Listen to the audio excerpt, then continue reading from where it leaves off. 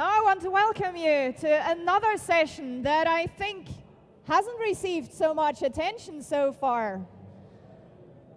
Security in cyberspace.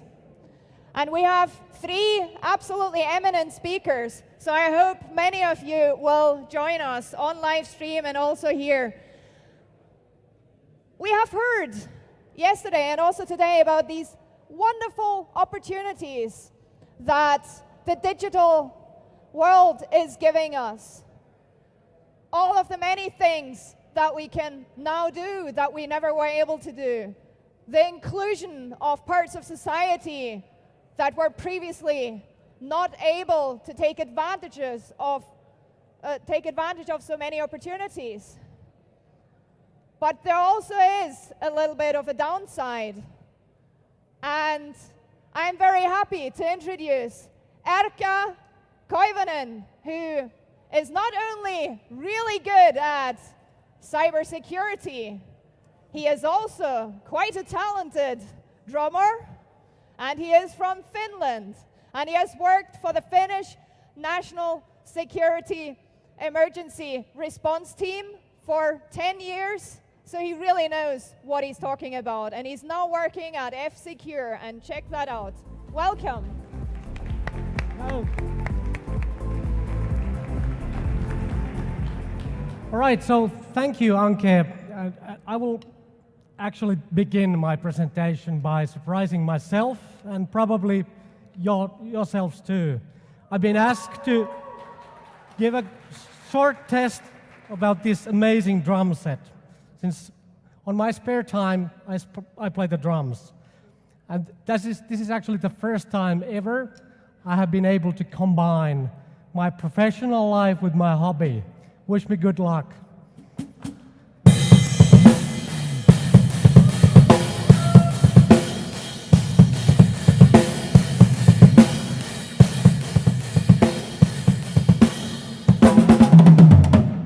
All right, that was enough.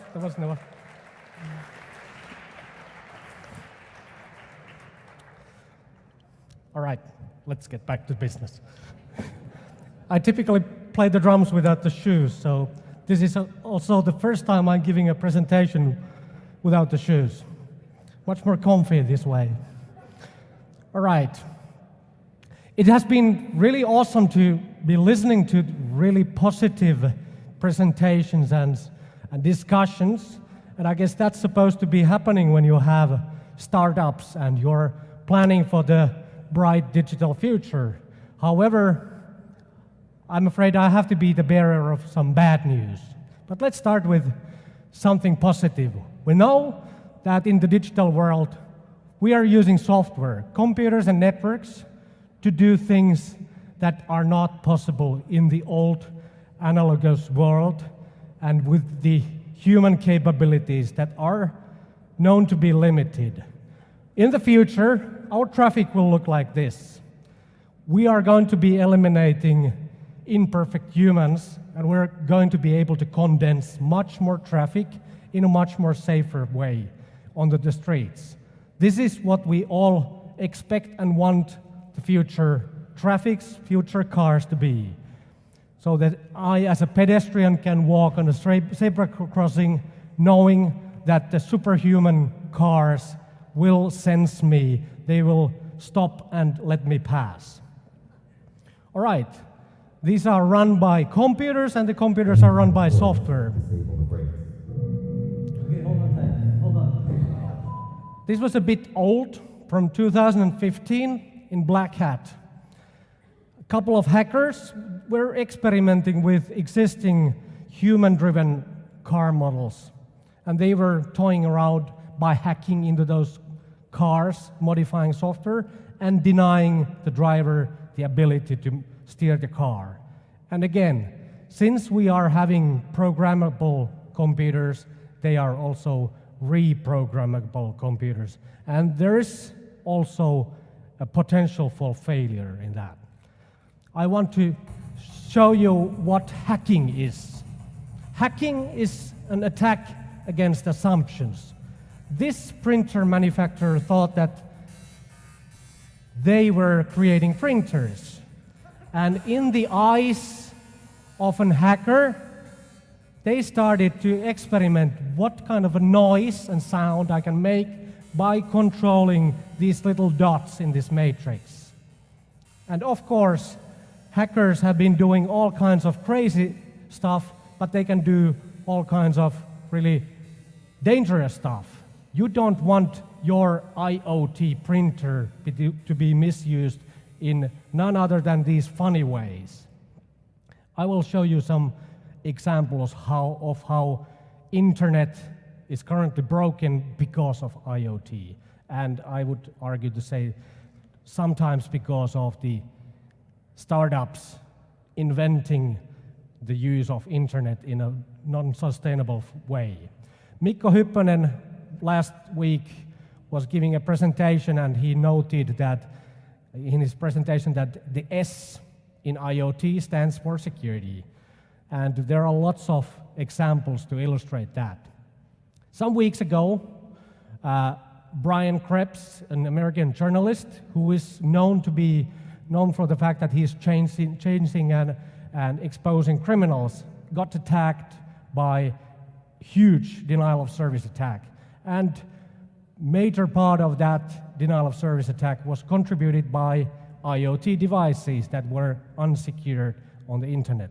Currently, it takes less than 3 minutes for a webcam to survive in the internet. This same botnet is still continuing its rounds on the internet.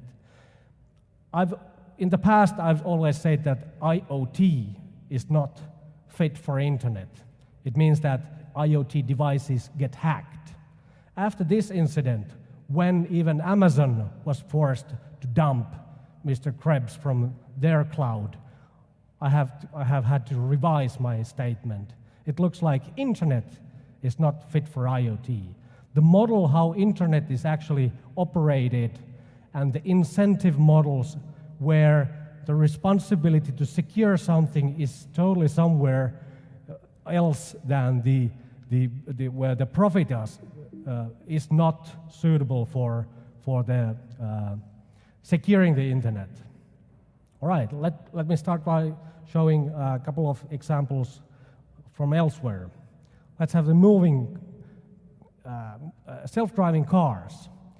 There's lots of academic discussion about what to do in the event of collision. A human driver, of course, they make mistakes, but there's at least an existing mechanism to sort who was liable and not.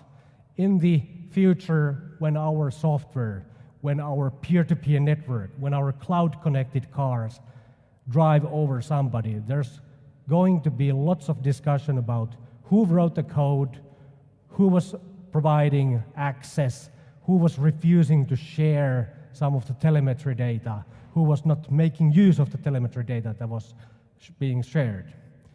And actually in the legal context, the most recent legal examples on how to solve these problems date from the times of the Roman Empire. So this is actually something that we have not been able to solve in the modern times. Right, industrial devices are being connected to the internet at a huge rate, and most oftentimes it's being done without the plant managers actually realizing that. So this is pumping station. This is another pumping station, happens to be in Sweden. Hockey rink in Sweden as well. This is perhaps a Dutch dam. And this is Kalles Caviar, again a Swedish factory. For some reason I chose Swedish examples in there. As a true Finn, yeah, I have to choose Swedish examples. All right, let's have a Norwegian example.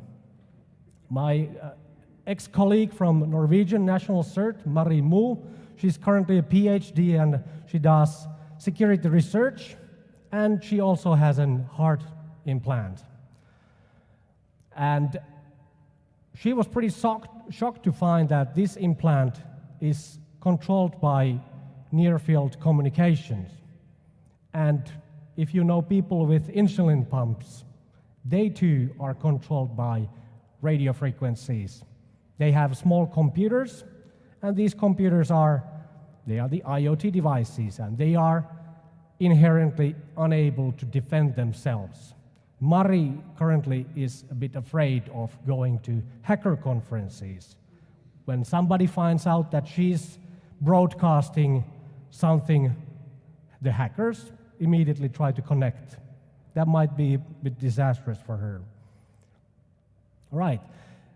Now that we are spewing out huge numbers of these IoT devices on the market without any expectation of them being secure even from the get-go, and they are not going to be secured afterwards, that is only natural that the regulators are going to be waking up.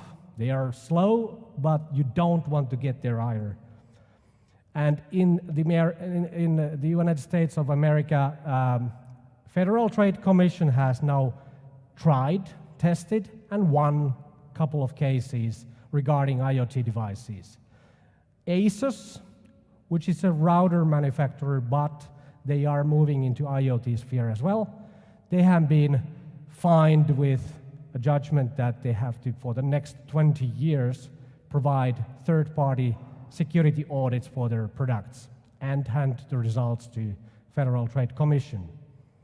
As a startup, you probably don't want to have that type of commitment for the next 20 years when you are trying to struggle for the next quarter. So I'm now giving you my suggestion for a successful transformational formula. Stop thinking that you are making products. Stop thinking that you are making products and just affix them with internet capability. Please realize that through internet, through connectivity, you're actually producing services, and these devices, these products that you are selling, the physical devices, are just a conduit for that service. That actually makes you take better care of those devices and the security in those. I will end with this clip, and you don't even need to listen, it's in Finnish, it's encrypted in Finnish. This clip is from 1973. That was before I was born. These two guys are discussing about companies purchasing computing systems to enhance their business. And in here there was a company whose computer equipment turned out to be too small. And this other company was able to then provide them with remote computing and storage capacity with the communications line. So in '73, they were basically describing cloud computing. And I guess that's the way I want to convey that there's actually nothing new here. We just are equipped with better technology to make our dreams a reality. Mikko Hyppönen from our company said that everything old is new again, and we should not try to have a better goal about our old ideas. Kiitos Thank you. paljon. Although, of course, I have to protest that you're picking out all of these vulnerabilities in Sweden, since I'm based in Sweden. But I understand it's a Finnish-Swedish thing. It's always the Not neighbors deliberate. that are. But now Right. we are looking a little bit south, and exactly where we are here.